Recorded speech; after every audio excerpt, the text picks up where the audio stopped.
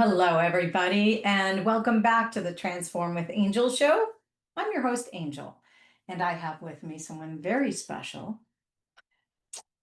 Special. This is my husband, Brad, aka hubby, and he finally said yes.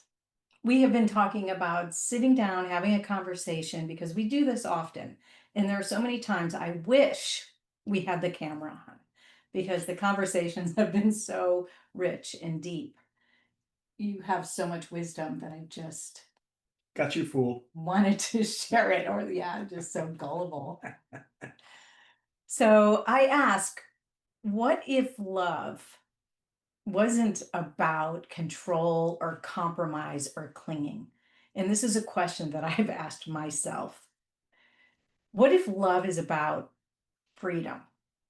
How wonderful would it be to have freedom in a relationship? Freedom to be fully who you are, freedom to evolve and travel down your growth journey with support, love, and guidance from a partner.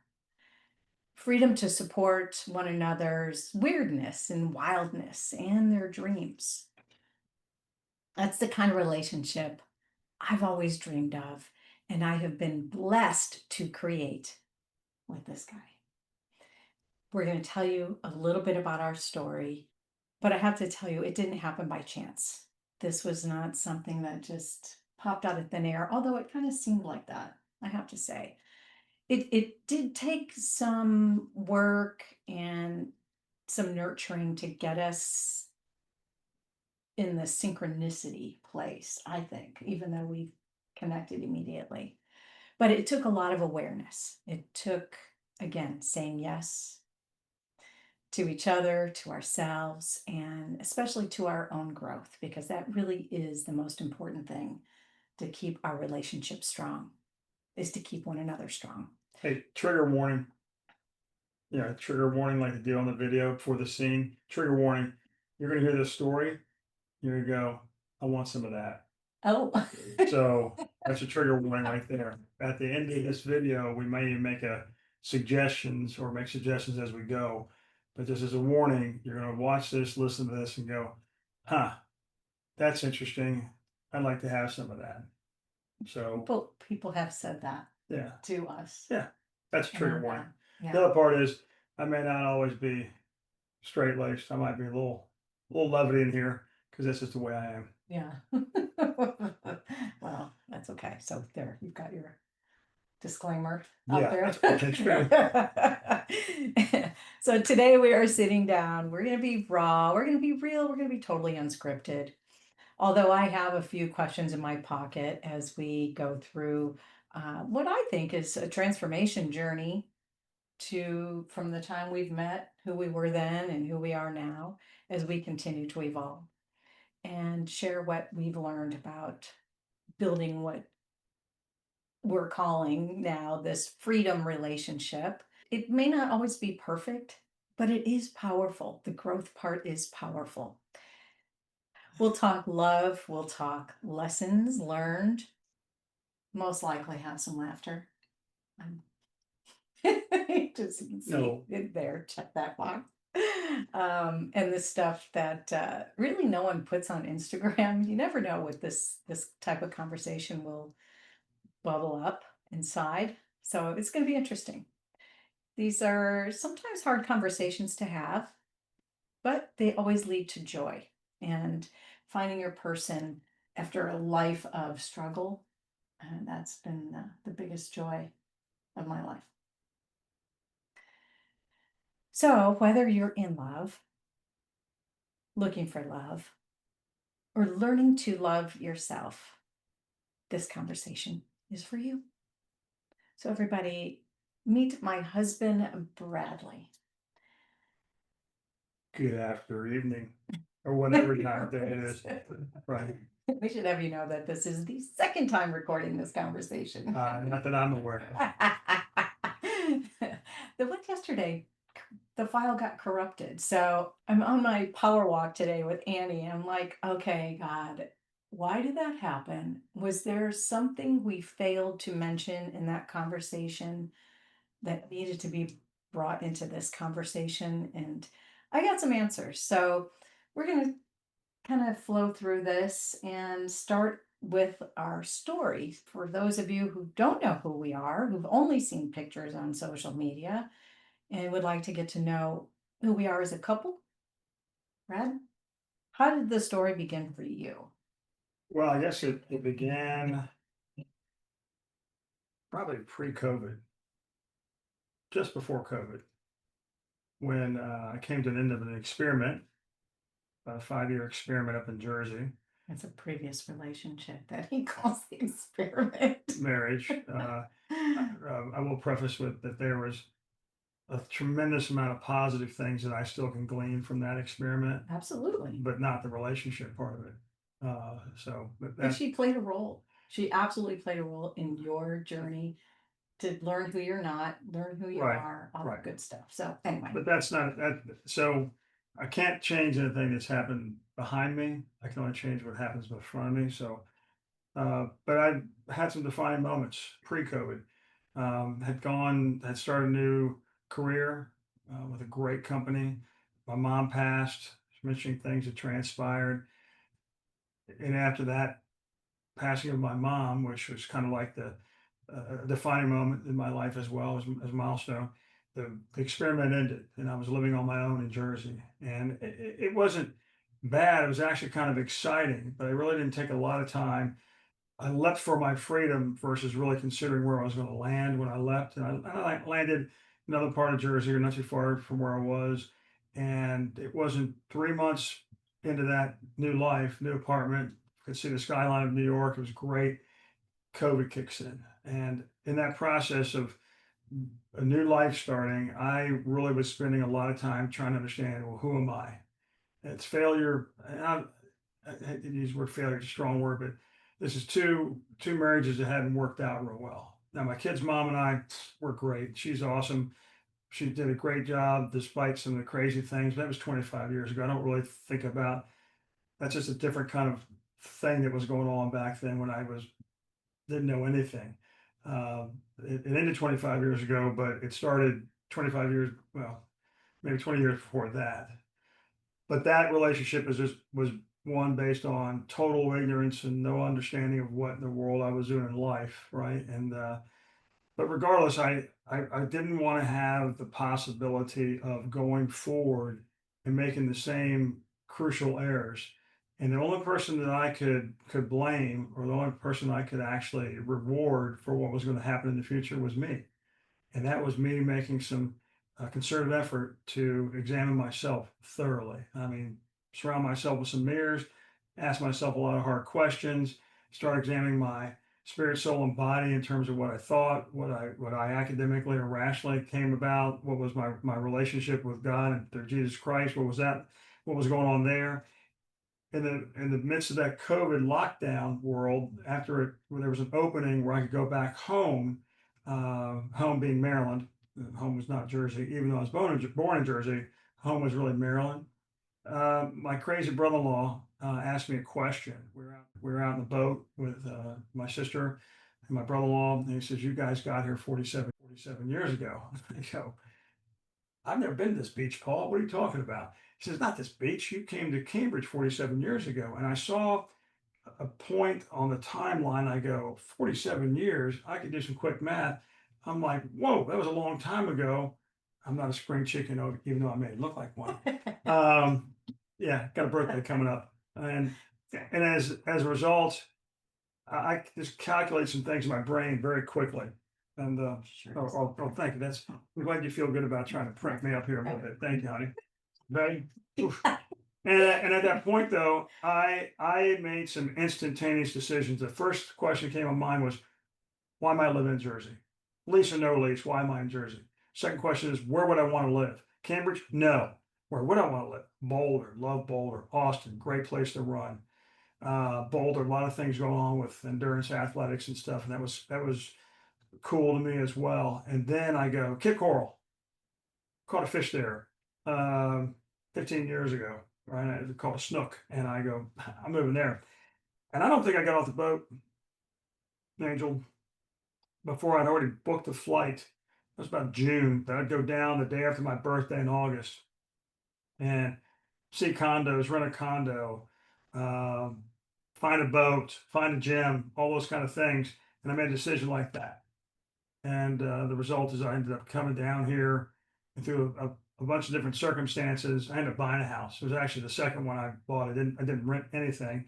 And November 2nd, 2020, I I settled on a house, the house we're in right now. It's actually not the house we're in right now. It's the same, It's the same totally foundation. We'll renovated. talk about that in a minute. Same foundation, but I bought this house and was on my own.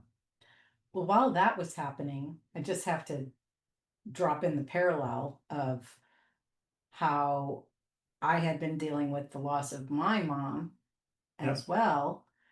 And I was in Dallas. I came to Florida uh, within just a few months of all of this happening with you during COVID to visit my parents. And Not too far from here. I realized, why am I in Dallas? What do I have in Dallas? What do I need in Dallas? I'd rather be here. And so I totally had this epiphany that I'm moving to Florida. And my dad said, stay with us, do what you want. I had this vision of a gypsy lifestyle. I'm just going to park some stuff at my parents' house. I'm going to travel, go see all my friends, and live life. And I went back to Dallas after this COVID. I got stuck here for almost 2 months, living out of a weekend carry-on bag. But I realized I don't need any of that stuff. And I literally got rid of everything. I kept a few really meaningful items. I say few, but you did help move the Yeah, moving truck. the fine. It was a moving truck full of stuff Yeah. that I still maintained. Anyway, so I ended up coming down to Florida just a few months after you bought this house. Well, a few months. We were down here a few weeks later because remember it's Thanksgiving. Because Well, I was visiting right, you in were visiting. November, Right. but I moved Oh, right. in Visiting November. April. Right. And what was interesting, I had started my new path, or my not path, this continues in my life, my vision of where I want to be. Did find the gym I wanted to go to. Started doing races because I've run a couple of times. Of He's done 13 marathons. whatever. Okay. That's Yeah. whatever. Whatever. I don't even know why. But I started my running, found my gym, running a race, and it just happened. I was running a 5K right across the street from your father's house, Yeah. where you were staying. Yeah. And On Thanksgiving. Well, I'm having Thanksgiving It- dinner. that was to me, it's Yeah. still kind of nuts that we were that close together in Wow. that close I can proximity. feel the love. I know that's strange. That is. But I But I again working on myself for a while. I really was doing a tremendous amount of self-interrogation, self-examination. It was more interrogation than examination. when you were alone. Oh yeah, absolutely. I started that. I had started that whole interrogation process really after the experiment was over. I was on, Asking like, who am I? what's what defines me? What voices do I listen to? Mm. What's my destiny? What's the legacy that I want to leave on this earth? A lot of different things like that, and was really keen on being able to separate what's my flesh talking to me. I'm hungry, right? What's what's my mind, which is, trust me, this mind is firing off all the time. Doesn't stop. Right. It's Energizer. Energizer It's like the bunny. tinnitus. It's going all the time. And then what's in my heart, my spirit, right? And so I was able to self-examine myself from that perspective.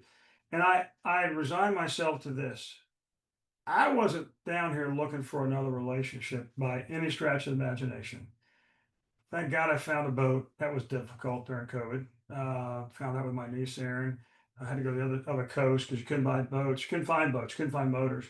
Adopted a dog. Happened to be a deaf dog, which is going to play into our relationship as well. Had a house, and I'm just a guy. I'm an orderly guy. I didn't really change his house much. It was an Airbnb. Had a lot of furniture. I don't need much. I'm not trying to impress anybody. In fact, I don't care what anybody else thinks. but I don't leave my underwear laying around the floor, and I do hang my towel up when I've, when I shower and so forth. There's nothing on the counter, but it was a 1985 house that looked like an Airbnb that a guy lived in. So life was great, and I knew that if I was ever going to be in a relationship again, perhaps I wasn't looking for it, I better like myself. Jesus said, "Love your neighbor as thyself," and I had to think about, okay, there was parts of me I didn't like at one point in my life, and there are still sometimes I examine that, right? Do I really love me? Do I love my attitude? Do I love my appearance? Do I love my focus? Do I love my drive and dreams and desires? Do I love my work habits? And if I did, that's a good thing for my neighbor, right? Versus, God, you're stupid, Brad. You're dumb, Brad. You're worthless. And all of a sudden I go, wow. If I was to apply that to my neighbor, and the neighbor's not the people next door, the neighbors is people you come across in life, Yeah. and a relationship, right, is way beyond a neighbor. I love thy neighbor as thyself. I was preparing and not realize I was preparing for my future neighbor, my future relationship. Yeah. The partner. Yeah. I too had gone through a self-discovery phase, big time. Did a lot of beach therapy when I moved here and when I was stuck here, and asked a lot of those same questions. So when I got here, I was still kind of healing from a very bumpy 9-year cycle. We go through 9-year cycles in life. And that last one was a doozy, a tremendous growth period for me. Yeah. Made probably some poor choices, worked through that, and have done some healing work. But you've definitely helped me on my healing journey, because we'll get to the point where we actually met. And I knew at that time I was not ready for a relationship. I'm like, I had been divorced for 10 years, but I was not looking for a relationship. I didn't want a relationship, but I did want friends. I Yeah. did want to meet people. And so my friend in Dallas at my going away party brought this guy with her. And I'm like, wow, so where'd you guys meet? And they're like, Facebook dating. I'm like, really? You guys are like two peas in a pod. I mean, they were so meant for each other. And I'm like, that's amazing. So And it's free. it's free. So I'm in Florida hanging out with my parents and their friends, which is cool. But yeah, I needed to meet some other people my age.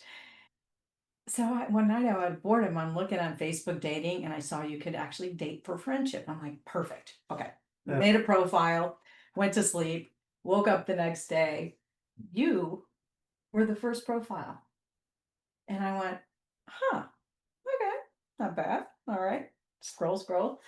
And you had reached out. You said, "Welcome to Florida," and we Well, started a little chat. welcome to SWFL. Yeah, Yeah. exactly. And I had already gone through Match.com. I would go, why am I paying for this?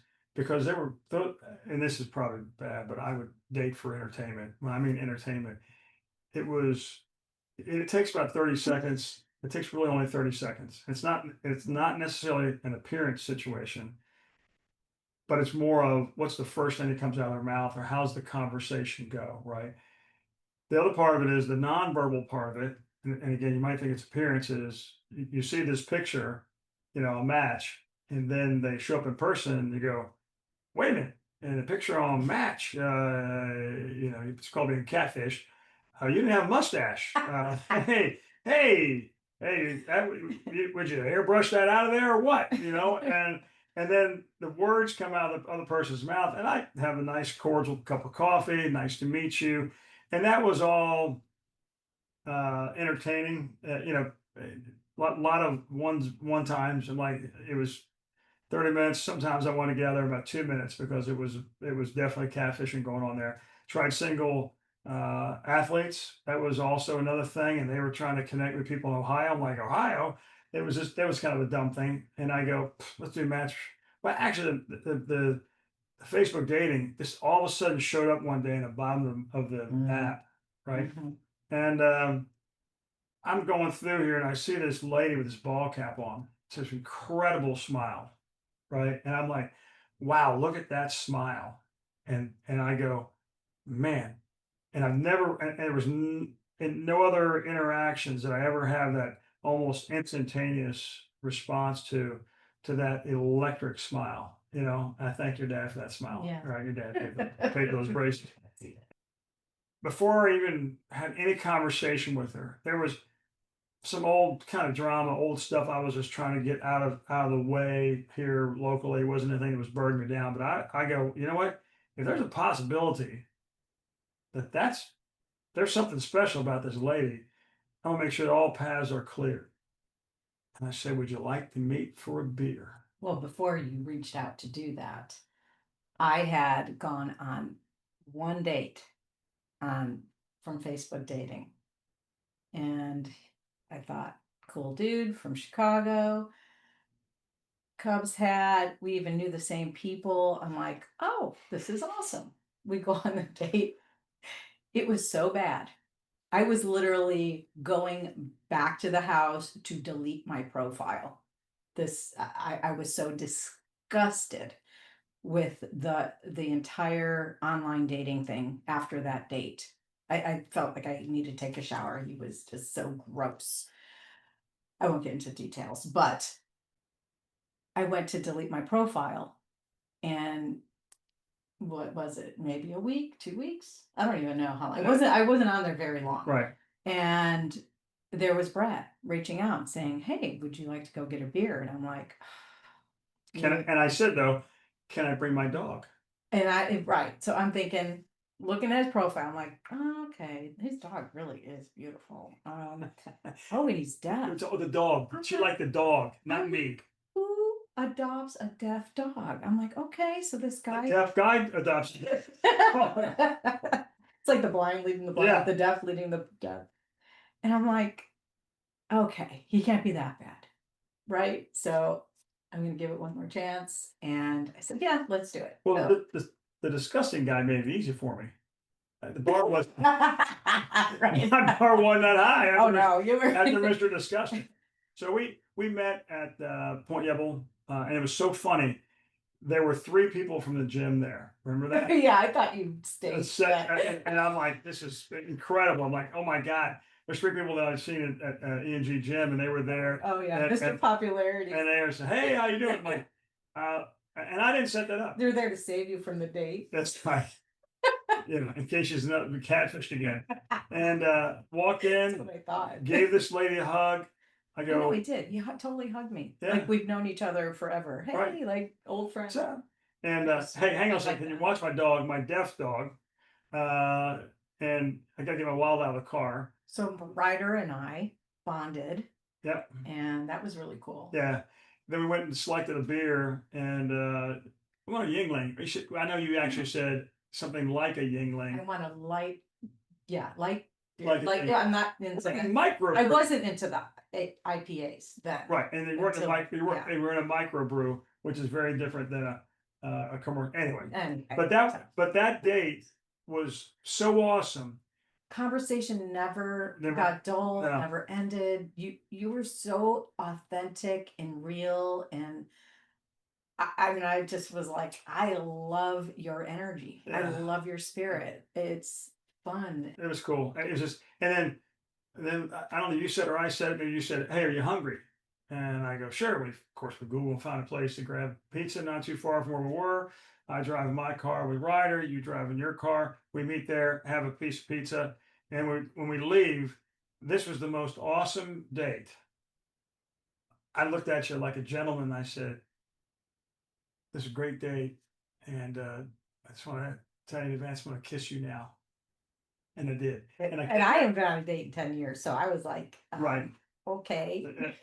Do you kiss on your first date? I don't even know. It was a good one. And I went, wow. And then what's crazy, here's this deaf dog on a leash, right? We're together like this. And this crazy dog wraps himself around us like in a coil and just pulls us in closer like this. I said, well, I guess Ryder says we need to go in for number 2.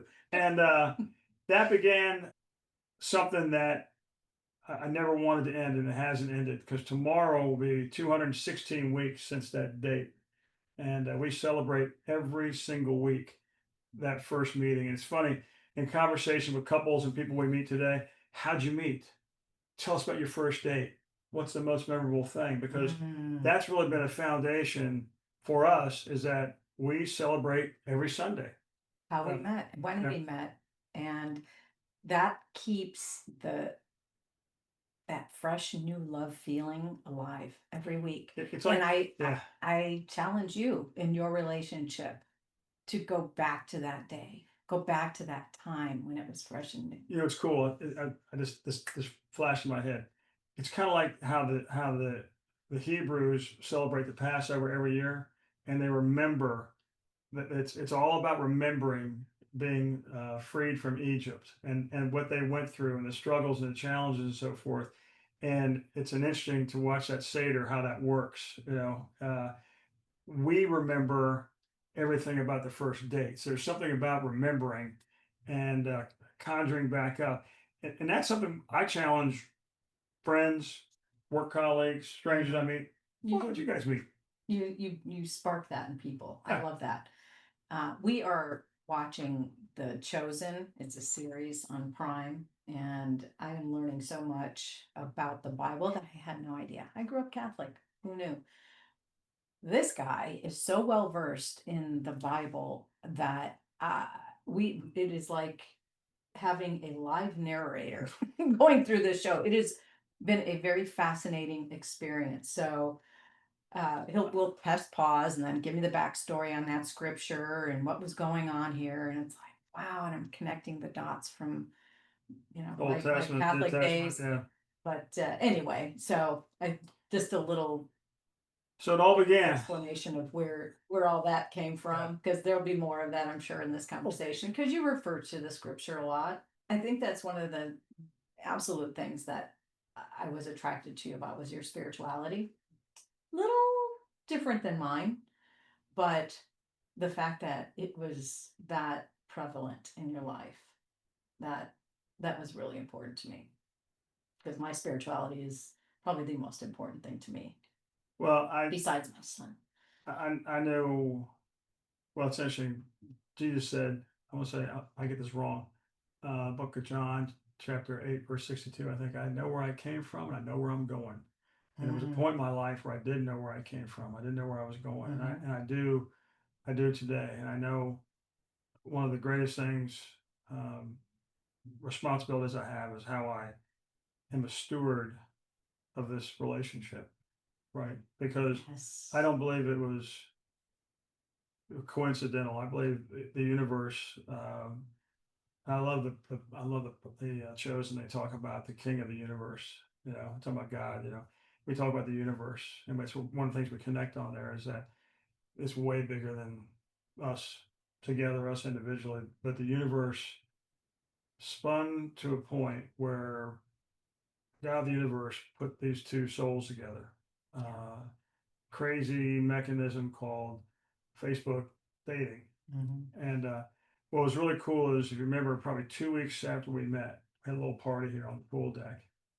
And one of the coolest people in my life is Renee Scott and her husband David. And Renee sold me this house. She sold me the other house that didn't pass inspection, whatever. And how we met's crazy coincidence too. She was playing, and She's a musician, she's a musician, realtor, right? she's And incredibly talented. and I have great love and respect for this woman. And she got us pool deck and she met Angel. We weren't. It wasn't 2 minutes. It wasn't 2 minutes. Yeah, we're sitting out on About the 2 minutes. table. She looked. She goes, Brad, don't fuck it up. I swear to God, what? Because she And I'm met. like, hey, Renee, I need to hear that too. So one of our little acronyms is DFIU, don't fuck it up. And because it is a gift. The fact that we've met is a gift, and you've just seen just a little poof of what the beginning of what our relationship was like. But early on, day one, date one, actually before date one, premonition. What if this special lady with a smile is right? Have I got my stuff together? right? And I'd been working on my stuff for quite some time. I think I prepared the ground properly. That when that gift was to be dropped into my life, I was ready, Mhm. and that doesn't mean storms don't come and, things come in and try to eat your harvest and all that kind of stuff. But this one was going to be different because I had an awareness of myself and my needs and my wants and my desires, and really the word we use a lot of stewardship, being a Mhm. steward of the gifts that are given us. We're stewards of this home. We're stewards of the backyard and the boat and the life we have. We tell friends and family, look, this isn't ours. God just let us use it. We're supposed to be a steward of this, and we're supposed to be a steward of this relationship because uh, it's not perfect, and we don't have degrees and diplomas and whatever. We just have our experiences. So, well, I don't know what you've read or what's gone through, but I can just tell you what our life's been like. Here are the things that we do, and this is why it's so successful. When we tell people we celebrate every week, they go, "What? Yeah, we celebrate every week," and they start doing the math, how many weeks it's been. I'm It's like, like our anniversary, and they're like, "Really? yeah, How far?" 216. They're like, "It's got a but 216th that may anniversary." be a little Yeah. secret formula to our Ah, I've never done this. This just keeps the magic thing. alive. But it So, was it was an interesting beginning though, because it didn't take long before I absolutely did not want to be away from you. Right? Remember you? okay, so I know I'm going through the 6 stages of transformation, which Oh, is my little framework, my well, don't let me interrupt that. proprietary framework, because we did go through, we went through our transformation personally Yeah, to do the work to be a prepare the whole, ground. two whole people coming together Yeah, and working through our emotional baggage and whatever when we met. But then now our relationship is also going through transformation, and we've gone through the 6 stages of transformation. So the first stage of transformation is realize. So I'm curious, and I don't know if I ever really asked you this or we talked about, when did you know? When did you realize? I mean, I know it couldn't have been from that picture with the ball cap, but you kind of had a little bit of an epiphany then. But when did you know? Was it our first date? I mean, I don't know if it uh, was love at first sight. I mean, but well, there were like sparks. here's the thing. I don't believe in love at first sight. Okay. I believe that the sight part of it is probably the weakest part of it. Mm, yeah. Right? I mean, it's valuable. I mean, you Mm, have a beautiful smile and you're a beautiful woman, mm, but I think there's something where if you have the spirit of God inside of you and you're listening to the voice of, mhm. the sheep know the voice of their shepherd, and they don't follow strangers. And I look at that picture and I go, wow. And you could swipe right or left or up or down, whatever that is. But I'm like, I just something told me at that moment, right? So the realization probably came probably when I met your dad. Really? Well, only because it's funny. It's weird to Was the be. handshake? Well, it's not. It's the handshake. It wasn't that. I He mean, was picking me up for one of our dates. Fourth bike date. ride, fourth grade, Fourth date was a bike ride on a trail. We had to drive up to Venice and hop on this bike trail, and he had to pick me up at my dad's house, and which I felt like a total teenager. And but that's just it. my dad Yeah, and Dad Ben comes introduced out me. and throws the a clamp down handshake, and just gives me one of these right. I'm like, whoa, dude, and I'm like, but it was but the principle of meeting her family. That this is beyond because I've been on dates and I didn't all of a sudden a couple days later start meeting family members. Did you regress to like high school when you had to pick up a girl from the Well, parents' house? kind of. What time are we gonna have her back? Well, it wasn't that. It No. wasn't that, but probably that was a good He didn't have realization. his guns laid out on Yeah, the table or no, anything. but he showed them to me.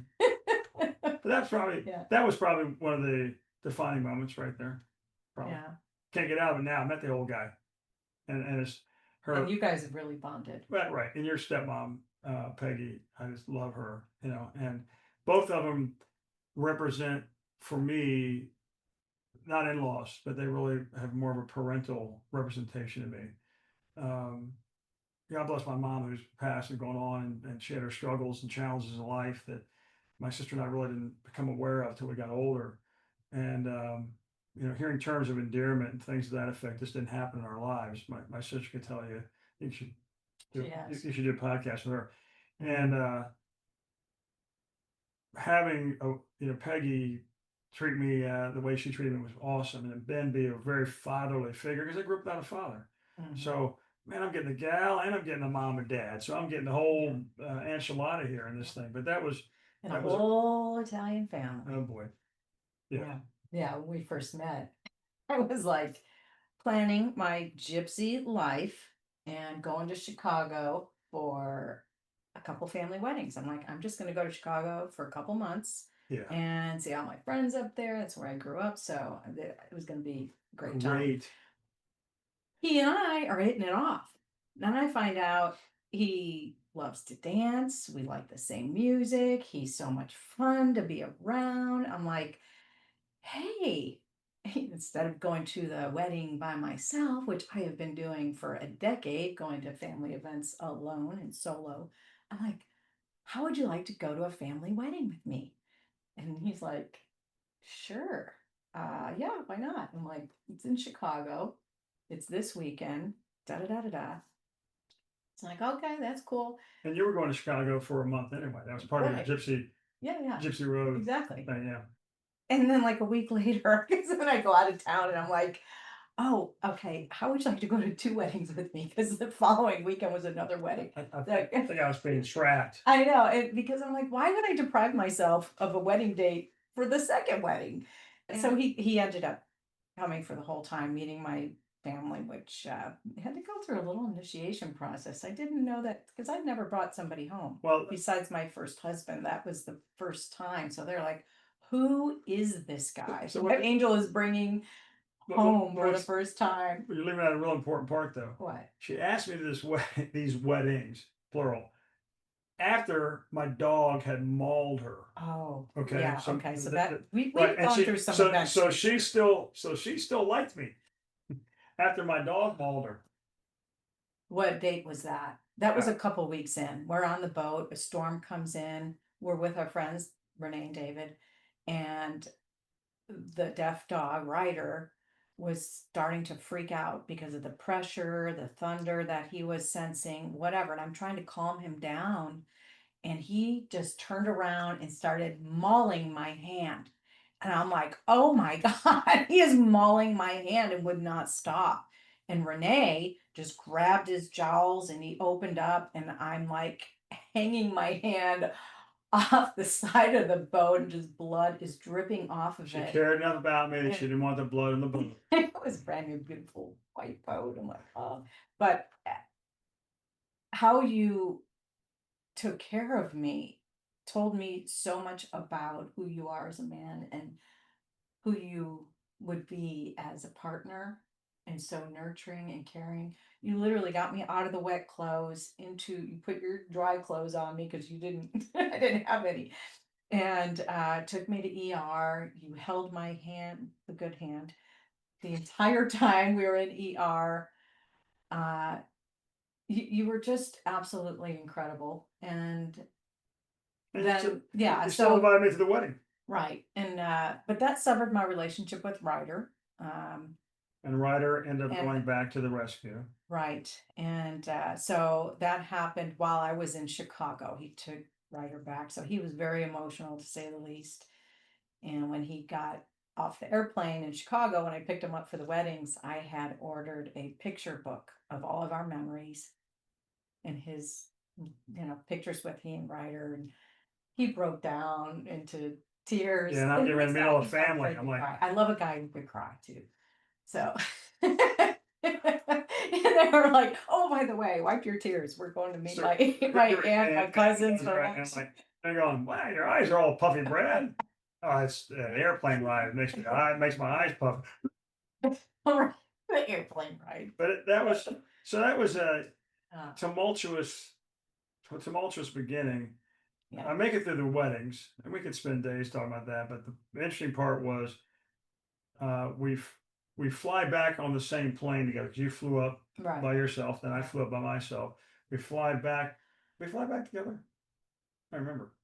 Oh, No, actually, we did not. no. We did not. We went No. on 2 flights, but we got to, We got to the airport at the same time. right, and it turns out we both got COVID. Oh boy, and we ended up Quarantine here at his house, so I didn't go back to my parents. and she never left. So, guys, the secret to getting a girl is getting COVID Yeah. and quarantining with her. So, So- go get yourself some COVID. No, I'm just kidding. Right. Don't do that. No, Don't do that. no, that was awful. I had it really Yeah, bad. it was bad, yeah. pneumonia. But that's another thing when you see somebody at their absolute worst, and believe me, I know I look god awful. Had to go to the hospital. I had pneumonia, and how we took care of each other during that, like who had a better day, good day, bad day. That was indicative. Indicative? Yeah. Did I say that? That sounded weird. Of us being Survived. a good match, a good partner. But we survived. Yeah. And then, you know, there's a lot, and we don't have enough hours, I think, to do all No, that. no. But It's the, a good- I, the but the question other was realize, like, Yeah, when did well, you realize? well, and that- I know so I screwed that up, but I I realized this, that when I said yes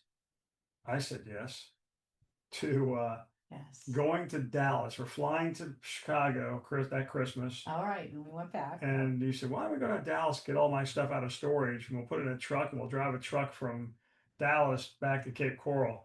I don't like to drive more than 4 hours. You know, I'm I gonna love get on a road plane. trips. Yeah.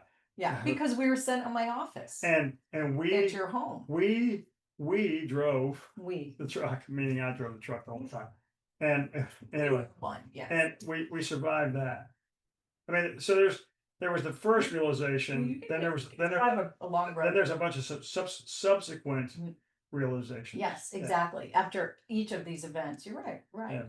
Yeah. That was a good one. And then the spring comes along, we decided to replace Ryder. Our 1-year anniversary. Our friend of Renee was very close with Big Cypress German Shepherd Rescue. They bring German Shepherds from kill shelters in Texas to Naples, and they brought three females and they got into Naples, and all they go, oh my goodness, they're all pregnant. Yeah, So I had puppies. So we and I don't want to say I tested her, but I tested her on her commitment to things, because I have an ability to kind of walk through the whole timeline of, maybe it comes from doing triathlons or whatever, just beginning with the end in mind, and just are you fully aware of what this is going to take? We ended up adopting our little baby, Annie. We called her Annie because we got her on our anniversary. And then we decided to take a road trip to Maryland. Turns out this dog gets dog sick. Car sick. Dog sick. And we go to Maryland. Oh, and how we both were dealing with that, the stress of that. Yeah, and we're in your car then. And we survived that. And then here comes September, and something called a hurricane's coming. Like, hurricane? Wait, I'm moving to Florida. We have those things down here still. And yeah, I guess they're saying we need to evacuate. Right. We realized after that event that and that event was this. We packed a bag. I packed kind of a bag and a half. I was going to go drop her off at her mom and dad's over in Estero the next morning. I'm going to get up and fly to Maryland for a high school reunion. Yeah, so I had an overnight bag. And I then kinda we had pack up Annie, the puppy, right with her bed and some food, and that, for the day. Because this hurricane's going to Tampa. Right. It was going north of us. And It's we not wanted to going make sure my parents were going to be okay. take care of the So old that people. was, and we live on the water. We live on a canal, and Cape Coral. Coral is definitely on the waterway here. So we went inland to their house, but we wanted to make sure that they were okay. And we ended up never coming back to this house, For to 7 that months. house. For 7 months, we lived with my parents. And talk about the next stage of transformation being release. Everything had been released from our lives. So The boat was upside down. The So, house was 2 feet of well, water. think about this, but 4 feet, 4 feet here is about 4 feet, maybe 4 feet's right Yeah. about here. Everything that 4 feet in this house, it was cut and everything was gone. Walls were gone. Yeah. So, Furniture, everything was yeah, you know, everything it touched, clothes, all my shoes, like everything in the garage that we had just brought back from Dallas, destroyed. All Yeah. of my pictures, childhood pictures, my baby books, some of my son's stuff. It just heartbreaking. So it was another massive letting go. But what that really did for us was wipe out the past. Yeah. It was it was like this is new beginnings Even what little stuff I still had. to the extreme. Yeah. Yes. It's like we just it like none of that mattered anymore. This Yeah. is an absolute new timeline. Well, you've got, if you go in my office, I've got a thing up there that says tribulation develops perseverance, perseverance, character, and character hope. Comes out of book of Romans. Paul said that to the Romans, in the letter to the Romans. And we went through every tribulation possible. And we persevered all these things together. We persevered from the dog bite to the hurricane, and built some new character within ourselves. Right, we have hope. There's really not. There's nothing for us to ever worry about in life, because in every one of those circumstances, God's provided. Everything's worked out. Everything just works out. That's kind of one of our own little thing. It always works out. Just it may not work out exactly the way you planned, and we can go back and we do together. Go back and identify. That Miami gig didn't work out. That car didn't work out. That dog is not the one we got. You know, Right. and you go, okay, well maybe the universe has got something else in store for us. So we live in a hopeful relationship every day. It doesn't matter. It's amazing. I tell you, one of the amazing things that the day of our special family get together wedding, and I'll say, because what happened was, after all this, we were prepared to buy a condo across the street because we didn't know when we were going to get in this house. Yeah. Yeah, and we were going to go in with my brother-in-law and sister, and I go, wait a minute, we don't have the same last name. Wait a minute, I'm getting ready to also go into a new enrollment period for healthcare. Why don't we get married, Angel? Well, There's a little more to that. there was a lot more that Right. it was absolutely the emotional roller coaster of the If we've healing persevered all this, aspect. Yeah, if it's all like this tribulation, honey, we're supposed to be together. We should be together. Period. well, if we can make it through a hurricane and go through all this loss and experience this, we can handle marriage. I mean, Yeah. we can handle anything. Yeah. We can conquer any mountain. Yeah. That's where it came from. And then we were trying to buy the condo, and it was It complicated, and it was like, oh, it'd be so much easier if we were married. right. And so there were some legalities attached to why we're getting married, but more importantly, we knew we were meant for each other. Right. But I had an intuition about that. I go, there's just something that just doesn't smell right. About that right. condo. Not literally doesn't smell right. I mean, I know some people. It was on the second floor. It didn't have mold. But it was still something. And that again, we were saved from that investment, right? Yeah. Or could have been a disastrous investment, because the values of properties go down. But neither here nor there. Because our characters have been built together through all this tribulation, and we persevered them together, we don't necessarily we're not looking for tribulation tomorrow morning to come in the mail. But we don't get wiped out when there's a tribulation in our life anymore.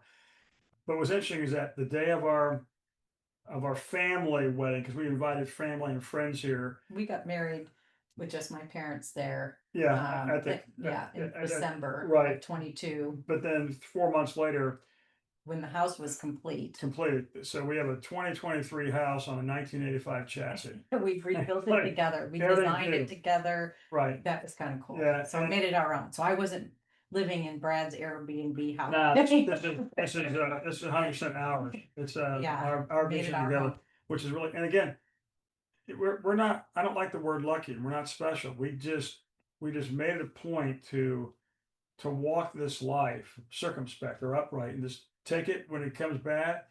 But it's built so much hope in us But it really began though with being prepared for that relationship. And the thing is, I don't.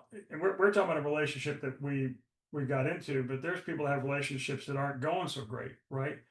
And they may not have hope. Well, I would just remind you that there was tribulation that got you where you don't have any hope. If you can persevere those, it will build some character, and through that character, you can hope, right? That your relationship can be great too. I don't. I'm not special. You're not. I mean, you're special, but we're not. We don't have this relationship because we're perfect or special. We have it because we work at it, and we just opened our hearts and our minds to God, to this universe, to the gifts and the beautiful life that was really what He desired for us, you know. And we've some of the chosen things are coming out from that, you know. It is a Trinity relationship. Yeah, yeah. I think it, and So here we are. That was 2020. That was 2023. It's now 2025. And we've been married over 2 years. Over 2 years now. Every day, though, we still remind each other by how we wake up. And I look at her. wakes up long before I do. Yeah, she did wake up early. She's not going on a long run today. I love to say. And But I kiss her on the forehead or on the cheek or whatever I can find. I'm the eyeball. Yeah, right. Yeah, that's See? it. And what do I tell you? Thank you for saying yes. Had she not said yes to the first date, guys, I'll just tell you, you're looking at hair and eyes and boobs and legs and butts or whatever you're looking at. But let me tell you something. You need to go back to the very ultimate, most important part of the relationship you have, is that woman said yes to you. That's the thing that is probably the cornerstone of the value of the relationship you're in.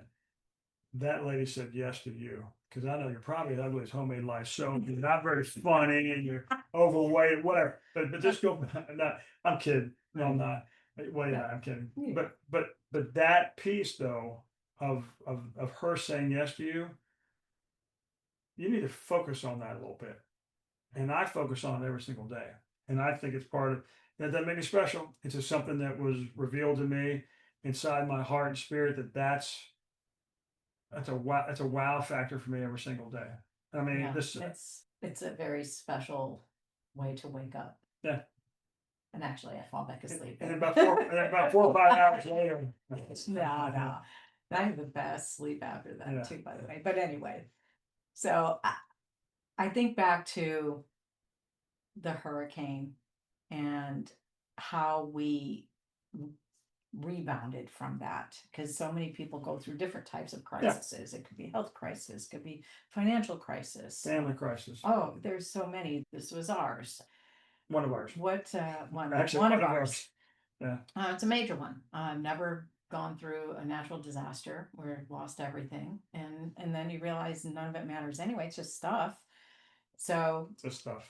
what are some things that you do to recalibrate your mind, body, soul, as I call it, to rebound, to rejuvenate your spirit in times like that? Well, I know you journal. Well, that's I love that. Yeah, journaling is probably the biggest thing, and it's interesting. I had journaled when I was up in Jersey, some got down here and got away from it. I just did for whatever reason. But as I got to know her more, I knew I needed to keep in shape, right? Right, not just running shape, but mind shape and heart shape. And part of that is, when you go, it's in the security world, it's an after action incident report. You go back and you examine what transpired and how the incident was handled. I get up every morning and I put myself through an interrogation and I journal. And so I started doing that again probably 4 years ago. Or probably, and I do somewhat have pride in myself that I didn't miss today. Some days I miss. I'm not perfect, but it's part of my journey to make sure I look at myself carefully every single day. And I go into that journal And it's a great thing about that journal. If you want to see my journal, I would gladly show you my journal. I can't read it, so I'm sure you can. Just gonna Chinese. But you had read my book.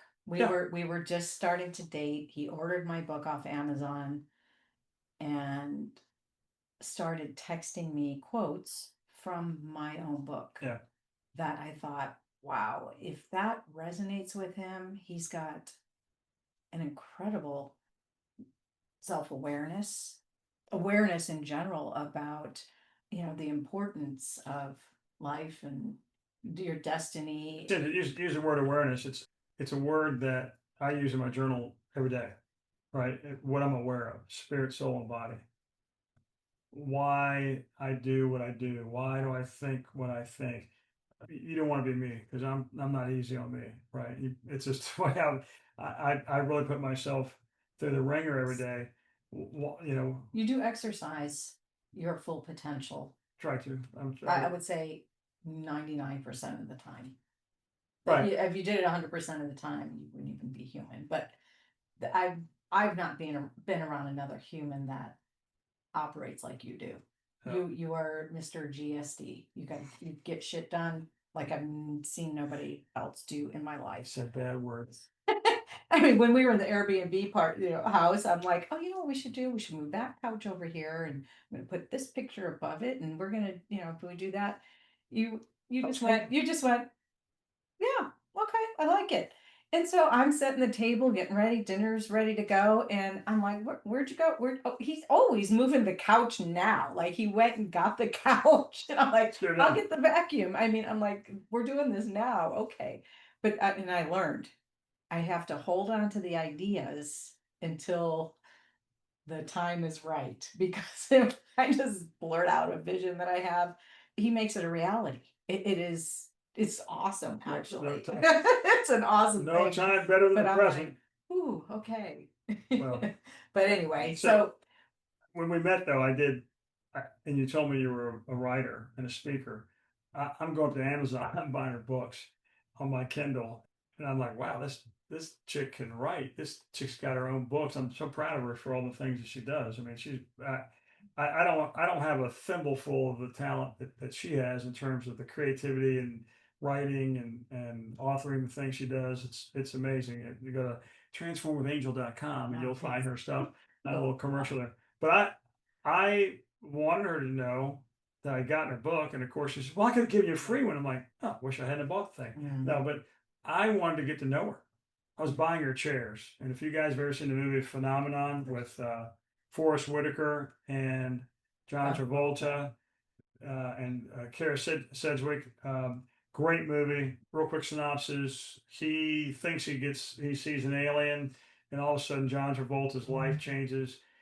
This phenomenon enabled him to be able to learn Portuguese and create fertilizers, and just a savant. He was incredible, and yet he saw Kara Sedgwick, but I'm not sure her character, yeah, her character, but she would make these chairs and sell them on the side of the road. right, and he would go and buy these chairs. And one time in the process of him courting her, she came by his house and she looked in the garage and there's this pile of her chairs. And he had duped her to thinking he was giving these chairs away. He was just looking for any opportunity he could be closer to her and be around her and get to know her. So he bought her chairs. That definitely gave you an advantage. Now I'm thinking about it. Well, yeah, because I poured my heart and soul into that book, and so you got to know me on a very deep level. So you definitely. But his recommendation to Forrest Whitaker was because he was trying to romance the lady who was cleaning his house. Right. And he says, and Travolta told Forrest Whitaker, "Hey, you got to buy her chairs." And it's funny. It's not the Bible. It wasn't some preacher. It wasn't some great Tony Robbins thing that I listened to. I was watching this movie Phenomenon and just picking up a nugget about life. I don't even know who wrote that thing. I probably should go watch the movie again. And I wanted to know more about you. I wanted to be closer to you. I wanted to know everything about you. So I bought the book. So let me ask you, when you read the book, because it's not exactly in alignment with the Bible and your Christian beliefs, it's a little bit more on the woo-woo side. It's a Woo! little bit more about the laws of the universe and a metaphysical, more new age belief of spirituality. What was your what were your thoughts about that? I'm Well, curious. um, I had experienced in the experiment a a divide where everything was over here on the left, right? And that was her world. And I did not mind going into that world and just trying to understand, seek first to understand, then be understood. Covey, Stephen Covey, that's a great book, The Seven Mhm. Habits of Highly Effective People. So I had a willingness to want to be curious, right? And uh, and I because I was well rooted and grounded in my own stuff, right? I wasn't going to be, I'm not going to be easily swayed from what I consider a pretty good foundation myself. But when you do cross that line, you got to be like an old cow. You got to be able to chew up the straw, spit out the sticks, right? You go and eat some of that stuff, and if you don't like some of it, you just that's okay. Or being like a fruit inspector, when I go buy peaches or potatoes or whatever, I'm just inspecting. I'm not judging any of them, right? I wasn't judging your stuff or your woo woo. I'm just trying to find pieces in there I can eat and enjoy. Where an experiment, they were never coming over here to this side. Wanted Mm, nothing to do with mhm. that. And that's where we have a lovely bi-directional relationship, right? And don't get me wrong, I after 40, let's see, 50, 47 years of being a born again Christian and studied the Bible and so forth, I was pretty solid in my faith. And I knew a little bit about the Catholic Church, a little bit more than a little, right? And I go, that gal's never had a Bible. And I don't mean that to, please don't take it the wrong way. Any Catholics might be listening to this thing. It just happens to be that's kind of the style of teaching there. You listen to the priest, and that's great, no problem. I love it. But what's funny, we're at your godson's wedding, and Yes. they're and it's We're doing a reading and they're doing from, two scripture yeah, readings. I go, hey, that's a great scripture, but do you know where that came from? right. It had nothing to do with two people getting married. Uh, We won't go into all the right, details of it, but but it but was that is absolutely a great example of the Christian beliefs that I thought I grew up with that I didn't have, but now I know, and I'm gaining such an understanding of it through you, which I love because I tried to study the Bible when I was in my very spiritual, uh, enlightened place. And I'm like, oh, I never studied the Bible. I'm going to join yeah, these ladies in a Bible study group. And very judgmental. because I was questioning everything, trying to understand the parables and what this means, and they're like, oh, you are a sinner and we need to pray for Angel right now. Oh God, stop. And I'm like, why I'm just questioning this, and Just they ask a they question. literally kicked me out. I'm like, okay, I guess I didn't belong there. I was so curious about it, wanted to understand, and now I finally am getting to understand it. My thoughts and beliefs have always been I've outgrown the Catholic Church, Yeah. and easily so, because there was no real depth to the teachings of the Catholic Church. Let me say it a different way. See if you like this. I don't know if you've outgrown it, but they don't. They're not serving you at the table. There's not enough food there. There's this, or it's become stale, or what. Think about it in terms of eating, right? Right, I'm not being fed. Fed, Yeah. right? There's no nourishment there because your Mhm. soul is searching and desiring more, Mhm. but you're not getting fed there, right? You weren't getting fed there. Absolutely. Yeah, But I also believe that, like science has evolved over time and they've made new discoveries and findings through all kinds of breakthroughs. Same goes with spirituality. And I know the Bible foundationally was a great way for people to understand back then. We're still trying to interpret it today. But I also believe spirituality has evolved as well. We have become more aware of things like consciousness and the creative force, the quantum field, whatever you want to call it. That's really what I believe God is. It's not some man in a white coat and a white long beard sitting up in heaven somewhere. Right. It's actually a field of energy, a creative force that has created each of us, which is like we're the cup of, Yeah. if he's the ocean, we're just a cup out of that ocean. Thimble. And a thimble. Okay, Yeah. I like that. So I kind of thought bypassing the Bible and moving to where I am, but now I see where the Bible having where it all kind of began, and Jesus. Oh my gosh, that the chosen Well, has really has changed a lot of my lifelong beliefs.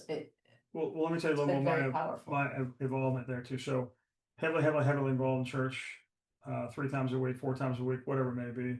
Um, and I had learned to hunger and thirst after righteousness. That's a term from the Bible. But I also know what Paul said to Timothy is study to show thyself approved, a workman that needeth not be ashamed, rightly dividing the word of truth. In layman's terms, like you need to search the scriptures, kind of like we've seen what Nicodemus was doing there, searching the scriptures, trying to find the things. And I've always been a studier, but when I sat underneath different teachers and ministers and so forth, they'd read 3 words or 3 lines and build this entire case about life and whatever, and point at you, and this is what you ought to do.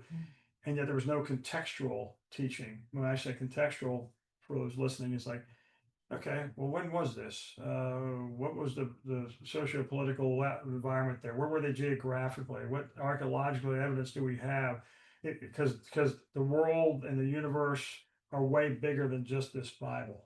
You know, it's we talked before. There was life happening Right. at the Well, same there's time. a whole lot going Yeah. on, that explains the tribulations and explains like one of the most simple things in the world when you talk to people that don't understand Leviticus and Numbers and Deuteronomy and these books of Moses and so forth is that all these do's and don'ts. Well, it's just it's like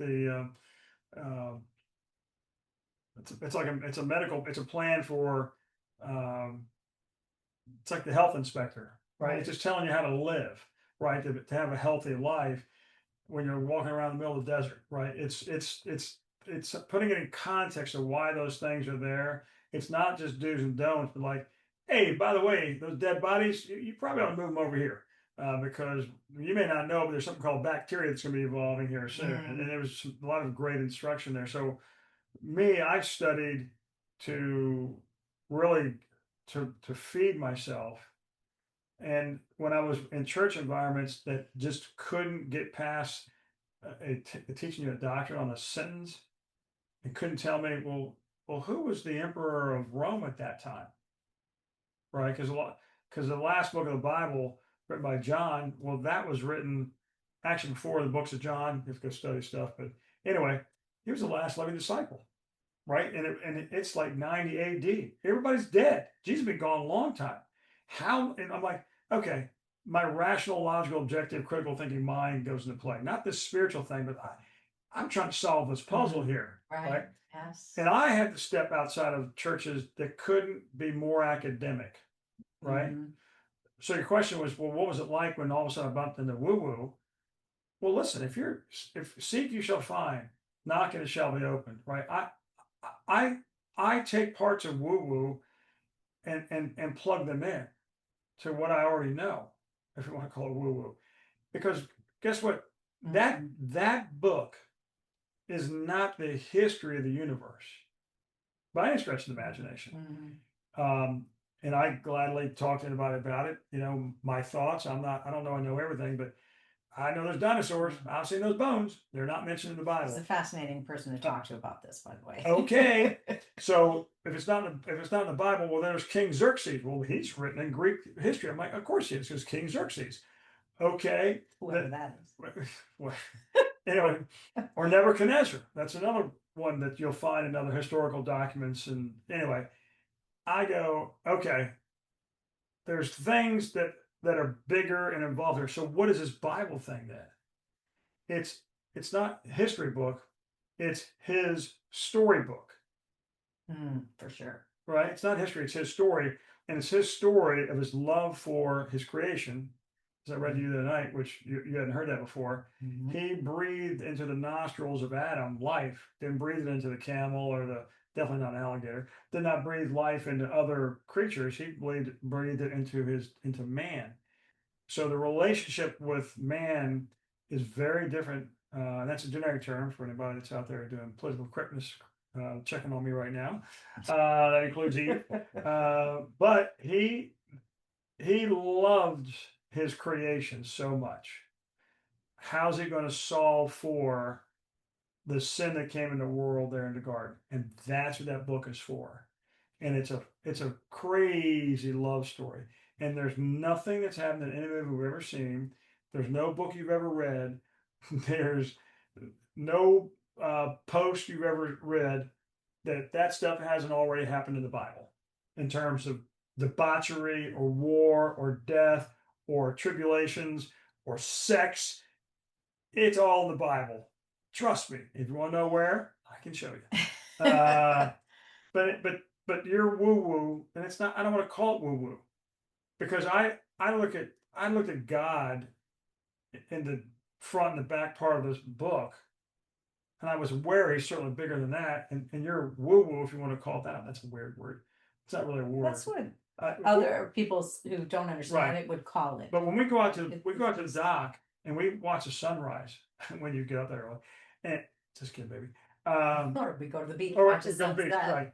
It's this universe is massive, and the God of the universe, right, is I don't think I've showed you this scripture, but you look at some things in the stars, right, and the planets and so forth. The plan of salvation is written in the stars. You can actually see. I have to show you that That's scripture. astrology. Right. Well, right, but that's Actually. but it came out of the Bible. There's some other things in there that are I think they knew about astrology before the Right.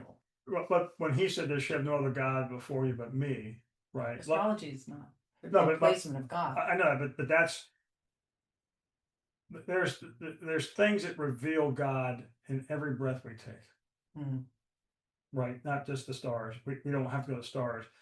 We can just look at anything and Look see. at you. Oh, I know. Well, thank you. Even these gnats that are flying around I here know, right now. where did these bugs come So from? so I read a book. We're gonna do another. Yeah. We're gonna do another one of these. Yes, I would love to get deeper in this Oh, boy. conversation, but to get back to the 6 stages of transformation and how we have rebounded from different tribulations. Certainly, our spirituality in our own individual ways has helped us through tough times together. You know, I do yoga and do meditation and journaling as well, not as consistently as you, but those things have absolutely been empirical for Yeah. healing. So the next stage of transformation is reinventing. I would say after the hurricane, we started like our whole relationship had been reinvented. We moved back into this house as a married couple. Oh, yeah, that's right. We, I mean, everything Hey, was folks, new. we were shacking up before that. Hey, Sinners. oh no, we were shacking up. Oh yeah. No, everybody's a sinner. I'm learning now, and I actually get it in this way, in my woo woo way, that because of the karma, I'm going to call it karma from our ancestors and the wrongdoings. What's a definition of sin? Missing the mark. Missing the mark because they missed the mark in Falling life. short. Because of free will. You get to make choices, and they've made some choices. Those choices, that energy of shame, guilt, uh, fear, anger, whatever choices they made to result in that is in their DNA, and it gets transferred into our children Yeah. as well. I just recently had a bioresonance test done. I have a podcast coming up on that, which tracked anger in my DNA, which I'm like, wow, where did that come from? And it might be from my mom, might be from who knows a previous life, but I think that is what transfers as sin. Like that's how I interpret it and connect the dots in my mind in today and what I've learned about spirituality and consciousness and energy and scientific breakthroughs of our DNA and how science is bridging with spirituality today of what I'm now learning about the Bible and sins. So anyway, I don't know why I trailed off on that comment, but reinventing ourselves. There is a point in a relationship where you get through the tribulations and you start practicing new versions of who you are, new behaviors, new actions, new perspectives, understandings, awarenesses. Oh, I see how he operates. He sees how I operate. We understand each other's routine. We know. Oh, I know how she operates. Well, how is that? She says we, and that means me. Not always. I said we needed to put the cushions back on. And you did that. And yourself. we did it. You did. We Yeah, took it's care of good. it. So That's good. So you're changing.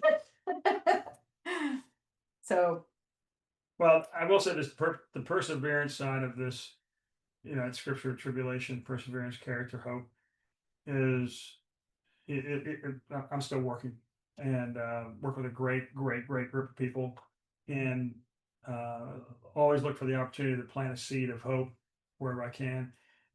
And there's sometimes obstacles we run into professionally, and it's just all going to work out has become so much part of who I am now because I've lived. It's all going to work out with you. We are going to no matter what comes to today, tomorrow, whatever. We're going to persevere, right? We don't have internet, or whatever it might be. right. Another hurricane. Yeah, I mean, Well, I've thought about that. You will go through the stages of transformation, but you will get to this point where everything starts to balance out again. And now I'm like, I could finally get back to work. I could finally start focusing on my speaking career and other things. And you go through that reinventing stage right before, speaking of Jesus, I think the next stage of transformation is appropriate. It's the resurrect stage. It's when you literally rise above all the obstacles and the challenges that you've endured personally or as a couple or whatever it is you're going through in life. You get to a point where you resurrect and you rise above it and you become the greatest version of yourself. Yeah. I don't know if we are the greatest version of our relationship, but I'm greater than I was yesterday. I will tell you, we are so connected, but we could almost communicate telepathically. We do have the same thoughts at the same time. It's really amazing. It's crazy, actually. It is. Whether it's feeding the dog to going to the mailbox to this, it's like they're like simple things. Little things like but we have the same. We're moving in the same direction. Yeah, it's same time. Yeah, it's crazy. Hey, maybe we ought to ask your mom and dad. Oh, I'm just thinking the exact same thing. Yeah. Yeah, it's crazy. Resurrection, though, that's an interesting concept, right? Because you saw the part about Lazarus, right? Yes.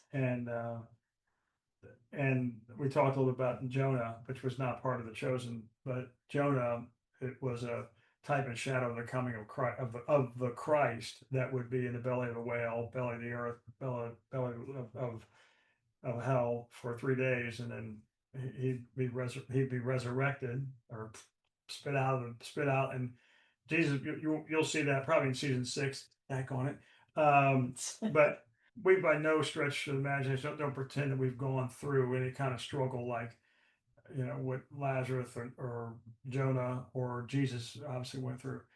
We all have our different kinds of struggles, and they impact us all differently. We all respond to them differently, right? But the hope part of tribulation perseverance, character, hope. The hope that we have today is what, the hope we have because Christ was resurrected. I mean, you'll see that whenever, I'm not sure what episode they'll do that in. It might be sixth season, but and when you can see it, because this movie or this series has been so powerful to me to actually get some contextual things. Why was Thomas a doubter? Ah, may not be exactly like that, but that makes a whole lot of sense why he would be a doubter. And have I resurrected from what I was? Oh yeah, many times. Yeah, and that's the parallel. Personally, Yeah, I have definitely resurrected Yeah. and have healed from so much of my past. I feel unshakable. I feel unstoppable. I don't know. I don't know if it's our love that has built me up Yeah. so much. But the hope word though, remember in the journals I gave the kids for Christmas? Yeah. I encourage them to journal. We do what we can with Yeah. our kids. But that word hope though, I say, where does your hope lie? Does it lie in the government? Does it lie in the Social Security Administration? Does it lie in your insurance policy? Does it lie in your family or your friends or your in-laws or your spouse? Where do you hang your hope? That's eternal, forever, and guaranteed, right? And my hope is that in the resurrection of Christ and what was provided for me because of that. And so hope and resurrection really tie together real closely, right? I have a really different interpretation of hope. Hope, it doesn't have as strong of a annotation to me. Hope feels kind of airy fairy, like, oh, I wish this will happen, or I hope that happens, or if I only had hope. It's like a bridge to what I really want. It's not actually what I want. So hope is a filler word. It's a word of uncertainty to me. I I try not, and I try not to use the word try. Try is another a word of uncertainty. Do not. There But is no try, hope. I mean, why don't you just do it? Stop trying to do it. Just do it. Hope has that same energy vibration. Like it's not actually getting the deal done. It's Okay. it's just hoping it'll get done. Well, then change the word. Okay. Confidence. Exactly. Where's your confidence? I Yes. Where's your knowing? Well, but there's It's the evidence. knowing. But there's evidence that I can look at analytically. Rational, logical, objective, critical thinking of things in the Bible. But my confidence is in that relationship I have with God through Jesus. We talked about this a little bit. Is that I am confident that He is going to do everything He says He's going to do. My hope lies in that. So that's a whole right when you don't really know for a fact. There's a I guess you could hope. There's a whole nother episode that you could do just on that subject. Yes. There. So I don't know if we've gotten through your 6 stages, sweetie, but right. Okay. So the final stage is respond. Yeah.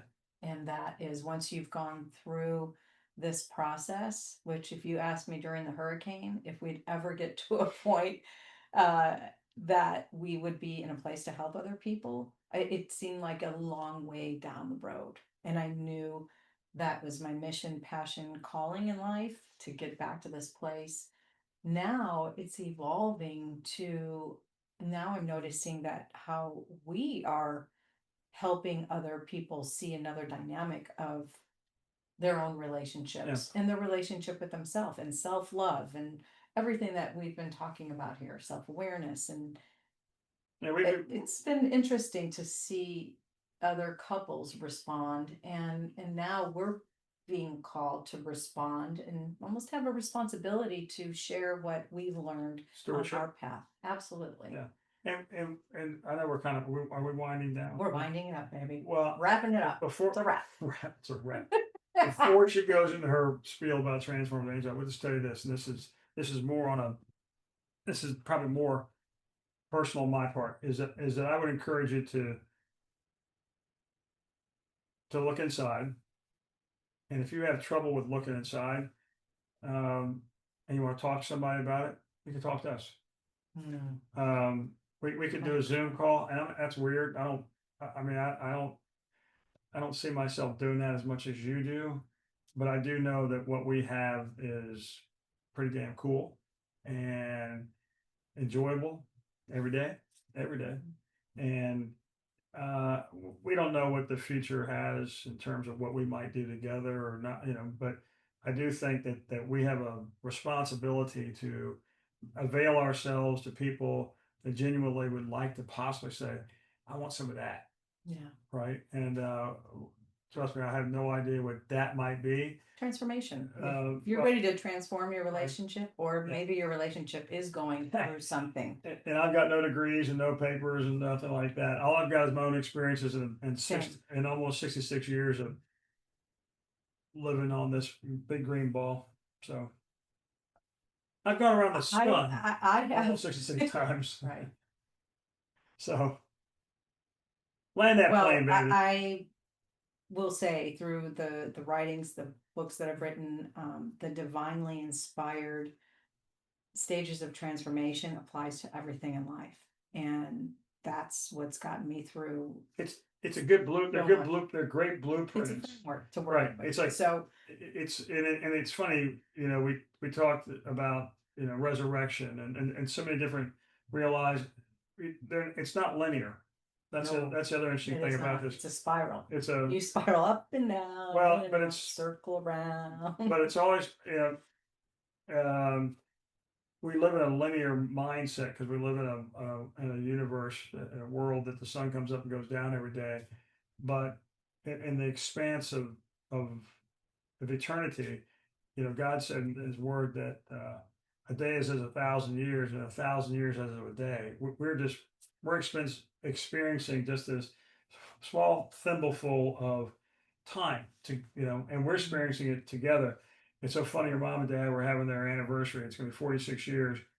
And I go, if I live to be 109, Yeah, right. we will have had a 46-year marriage as well. But whatever that period of time is, and we don't know when that is. We don't know when the last breath is going to come. I'm ready every single second. I know where I'm going, and I'm excited about it. But while I'm here, I'm enjoying every single moment, especially with you. And why not have a great relationship every day?